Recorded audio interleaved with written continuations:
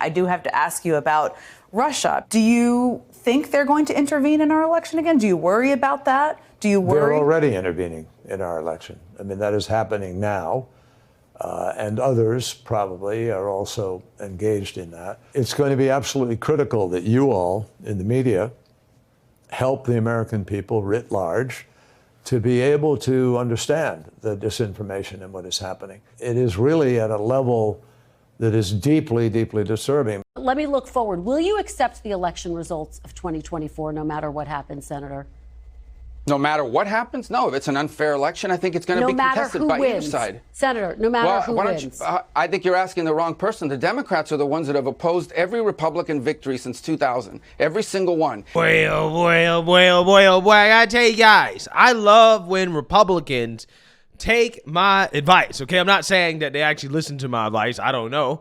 If they don't, they should, right? I'm just saying, especially when it comes to these interviews with the liberal media, because it sure does sound like Marco Rubio took my advice, something I have been begging for Republicans to do anytime they get into these interviews with the mainstream liberal media, and the mainstream liberal media starts to ask them about the 2020 election, okay? And if they're going to accept the outcome of the 2024 election, because Republicans should not have to answer questions about whether or not they will accept the outcome of the 2024 election when Democrats have been denying elections since George Bush. We all know that Democrats are the ones that have started the trend of political violence just because they can't get their way politically. This started back when Trump got elected in 2016. Democrats lost their mind. They went out in the streets and they committed acts of violence, vandalism, because they didn't like the fact that Trump won. And they spent years trying to undermine and discredit the president of the United States with these false accusations of Russia collusion, saying that Trump is an illegitimately elected president, right? Democrats are the OG election deniers, and with the polls shaping up the way that they are right now, it is most likely that the day after the election, we're going to have questions about whether or not Democrats are going to accept the outcome of the 2024 election and whether or not they are going to believe that the results were fair and whether or not there will be political violence as a result of their discontent with the outcome of the election. That is most likely to happen. But yet the mainstream liberal media wants to focus on Republicans, and Republicans should turn around and ask the mainstream liberal media why they're refusing to ask the Democrats these same questions that they're asking Republicans, despite the fact that Democrats are the ones that are in danger of losing this election the most, and they have shown to commit acts of violence in response to losing elections, and they've been denying the outcome of elections since George Bush. And that's exactly what Marco Rubio is going to do here in this interview with Kristen Welker.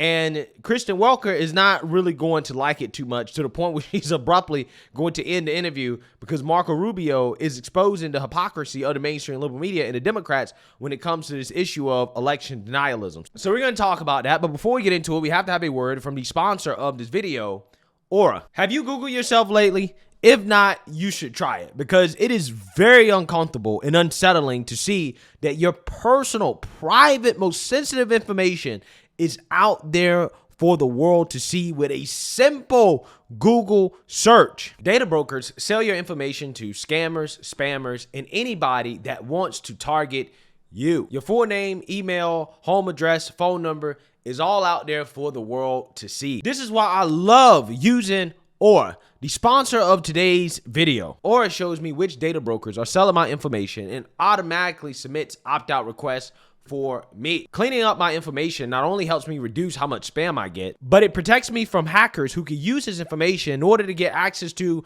my social media accounts, bank accounts, and other sensitive private information. And I'm not sure if you guys have seen or heard about this bombshell story from AT&T, but they have revealed that over 73 million customer records, both existing and former customers, were released on the dark web. They highly recommend that those affected use strong passwords, monitor account activity, and consider credit freezes or fraud alerts from credit bureaus. Well, the good news for me, and I guess you guys as well too, is that I'm happy to tell you that Aura does all this for me. And best of all, I do not have to download several different apps just because a company could not keep my data secure. If my data was compromised by the AT&T breach, I would not worry at all because Aura is always on. They are always working hard to make sure that your data is protected and secure. I value my privacy and I value yours. This is why you can go to aura.com/BCP to start your free 2-week trial. Also linked below in the description. So without further ado, let's get into it. Let me look forward. Will you accept the election results of 2024 no matter what happens, Senator? No matter what happens? No, if it's an unfair election, I think it's going to be contested by either side. Senator, no matter who wins. I think you're asking the wrong person. The Democrats are the ones that have opposed every Republican victory since 2000. Every single one. It's Hillary Clinton. No Democrat has refused to concede. Hillary Clinton conceded. Senator, will you accept the election results? Hillary Clinton said the election was stolen from her and that Trump was illegitimate. Kamala Harris agreed. Senator, we have Democrats now. Well, listen, here's the thing. If you say that Hillary conceded, despite the fact to this day she still claims that the election was illegitimate, then you have to say that Trump conceded because Trump left the White House. So regardless of what he says, okay, he can say that, hey, I don't believe the election was fair, that I believe that the outcome was illegitimate. He can say that, but he left the White House, right? Which means that he didn't stay and he didn't say, hey, I'm not going to leave. Okay, I'm just going to be president forever. That's not what he did. He said, I don't believe it's fair. And then he decided that, hey, you know what? Instead of staying, I'm going to go ahead and leave and we'll try again in 2024, right? What's the difference between that and Hillary? Hillary's still saying to this day that she didn't really lose that election. But she conceded by saying that, hey, I'm not going to try to be president of the United States anymore. I mean, I'm trying to figure out what's the difference. There is no difference. The difference is that Hillary is a Democrat and Trump is a Republican. So therefore, Trump doesn't get the benefit of the doubt. And that's what Marco Rubio is bringing up here. Senator, she conceded the election and attended the inauguration. She said that Trump was illegitimate. She said that the election had been stolen. Kamala Harris agreed. By the way, there are Democrats serving in Congress today who in 2004 voted not to certify the Ohio electors because they said those machines had been tampered with. And you have Democrats now saying they won't certify 2024 because Trump is an insurrectionist and ineligible to hold office. So you need to ask them. I think you've had have you ever asked a Democrat this question on your show? I bet you've never asked a Democrat that question. Not only that, the Democrats are also already playing up the whole Russia. Okay, they're trying to say that Russia could be interfering with the election in 2024 to try to get Trump elected. They're already playing up that possibility. Are there concerns or is there even evidence that Russia is planning to interfere in the 2024 election, Jake? I can't speak to evidence today, but I can tell you, of course, there are concerns. There is a history here in presidential elections by the Russian Federation, by its intelligence services, and there's plenty of reason to be concerned. And this is not about politics. This is about national security. It is about a foreign country, a foreign adversary seeking to manipulate the politics and democracy of the United States of America. We're going to be vigilant about that, and we will engage the Congress on a bipartisan basis because this should be above and beyond politics. Yeah, so I guarantee you guys, this is what's going to happen. If Democrats lose, they will say that Russia interfered with the election on behalf of Donald Trump, right? Russia got Trump elected, that Trump is illegitimate, that the election wasn't fair, okay? And they will challenge it. They will boohoo, whine, and cry in Congress about it. They will do all these things, okay? And we already know how the left-wing extremists react when they don't get their way, okay? That stuff will happen too. These liberal cities should prepare themselves by boarding up, right? Putting up their Infinity Stone of wokeness signs. Hey, I'm minority-owned. Hey, I'm woman-owned. Hey, I'm single mother-owned. Do not attack me, right? Because that's what they do, okay? They put up their signs, okay? They say, hey, I have an Infinity Stone of wokeness.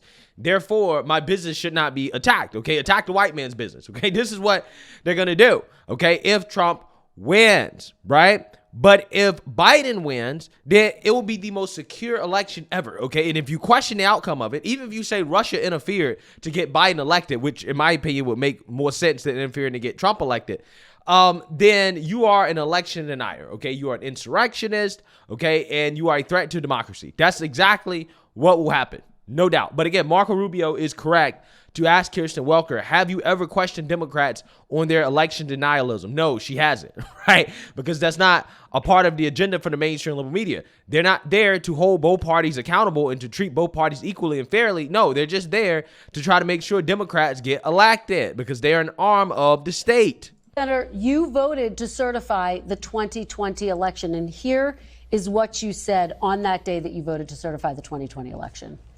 Democracy is held together by people's confidence in the election and their willingness to abide by its results.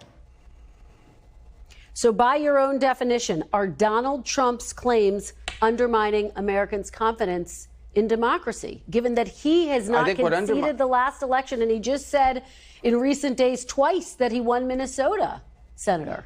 I think what undermines people's confidence in the election is when you have places like Wisconsin with over 500 illegal drop box locations, when you have places like Georgia where liberal groups are paying people $10 per vote. No, but listen, what undermines elections is when NBC News and every major news outlet in America in 2020 censored the Biden laptop story, which turned out to be true, not Russian misinformation, unprecedented.